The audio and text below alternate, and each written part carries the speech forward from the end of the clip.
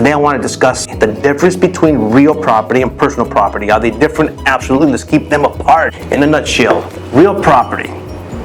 Real property, I want you to remember this. Keyword here is immovable.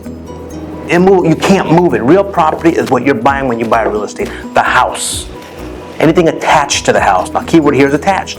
Immovable and attached. Anything that you cannot move and anything that is attached to the house is technically considered real property. The house itself, it ain't going anywhere. The chandelier, it's attached to the house. The built-in dishwasher, it's attached to the house. Anything attached to the house, keyword here, or what we consider immovable, is real property. So when a buyer walks into a house and he makes an offer on the house, all those items must remain. Some of you out there in the real estate world sometimes get these confused. Completely different subject matter. Personal property, what? That's right, you can move it. Personal property, you can move it. This glass here, this teacup, you can move it. A sofa, you can move it. Personal property. A refrigerator, personal property. Let's see, a television, personal property. And that's the main difference. I want to go a little deeper though. That's the main difference. Real property. You take a buyer into a house. This is the house. Wow, hey guys, I like this house. I'll make an offer on it.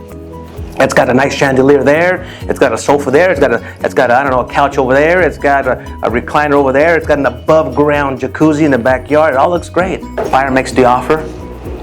Buyer closes the deal. Buyer goes into this new house he just bought for the very first time, assuming that above ground jacuzzi is going to be there. And to his surprise, whoa, it's not there. The seller took it. Well, you know why the seller took it, right? Because it's personal property. It's not attached. That makes sense to you?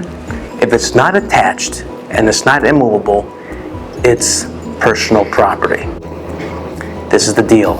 It's your job as an agent to make that clear for your buyers. This is what I recommend you do. When in doubt, write it out. When in doubt, write it out. So you walk into the house, and you're going through the house, and the buyer says, wow, I really love this house. Let's make an offer on it now. So you make the offer. But before you make the offer, the buyer will ask you, hey, Rico, I wonder if this chandelier comes with the house, because I really, really like this chandelier. Wow, it's beautiful. I just told you that anything that's attached to the house,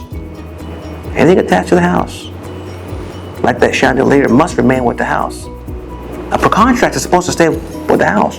I know that as the buyer's agent, but does the seller's agent know that? Does the seller know that? The last thing you want is for the buyer to buy the house. He walks in for the very first time into his brand new house, and what? That chandelier is gone. Whoa, that's the last thing you want. Let me share something with you. Happened to me once. It was a nice, smooth escrow.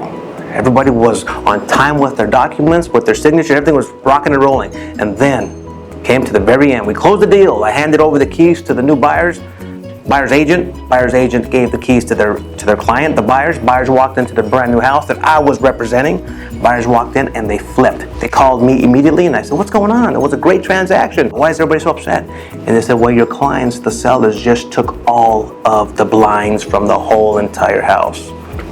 Now, blinds are attached. Technically, by contract, blinds remain because they're attached to the windows. They were specifically made for those windows. My seller knew that. He wasn't supposed to take them. Now we got a huge house with no blinds, nothing. Of course, I had to contact my seller immediately and say, bring back those blinds for the windows. He brought them back. But imagine if they didn't. Imagine if you were representing somebody and that chandelier was gone. You know who they look for to replace these kind of things? That's right, you, the agent. They expect us to fix it. And the only way to fix it sometimes is to replace the item that was taken, that wasn't supposed to be taken. Let's go through this one more time. Real property. It's immovable and it's attached. Those are the key terms. Immovable, attached. Personal property, you can move it. It's personal. A lawnmower, a furniture, a bike, a car. The safest thing to do is when in doubt and you're making your offer and you wonder, I wonder if this item is supposed to remain.